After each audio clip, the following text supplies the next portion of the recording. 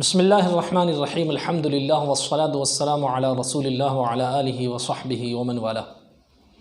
سبحان الذی اسری بعبدہ لیلا من المسجد الحرام الی المسجد الاقصی صدق اللہ العظیم۔ ناظرین، آج ماہ رجب المرجب کی 27 تاریخ ہے اور یہ تاریخ ایک عظیم الشان واقعے سے جڑتی ہے۔ اسی تاریخ کی شب یعنی اسی دن کی رات میں اللہ تبارک و تعالی نے اپنے حبیب مکرم صلی اللہ علیہ وسلم کو اپنی بارگاہ مقدس میں بالمشافہ یعنی فیس ٹو فیس ملاقات کرنے کا شرف بخشا،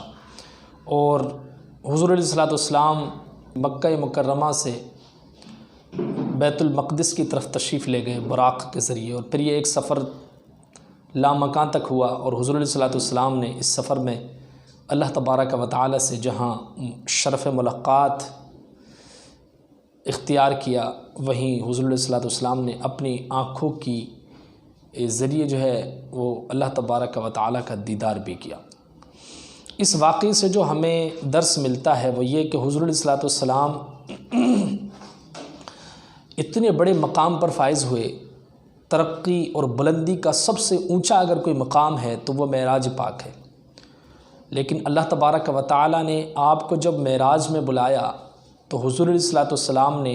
اپنے ماتحتوں کو، اپنے انڈر میں آنے والے لوگوں کو فراموش نہ کیا۔ حالانکہ دنیا کا یہ نظام ہے، دنیا کے لوگوں کی یہ ایک ترکیب ہوتی ہے کہ وہ جب کسی مقام کو حاصل کرتے ہیں تو وہ اپنے سے چھوٹے لوگوں کو حقیر سمجھتے ہیں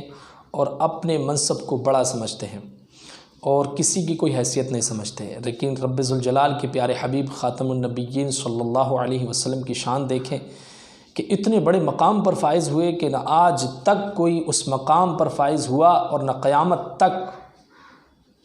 کوئی فائز ہو سکتا ہے۔ لیکن اللہ تبارک و تعالی کہ حبیب مکرم صلی اللہ علیہ وسلم کی شان دیکھیں کہ اس واقعے پر بھی، اس وقت بھی، اس اسٹیٹس اور اس مقام پر بھی حضور علیہ الصلوۃ والسلام نے اپنی امت کو فراموش نہیں کیا۔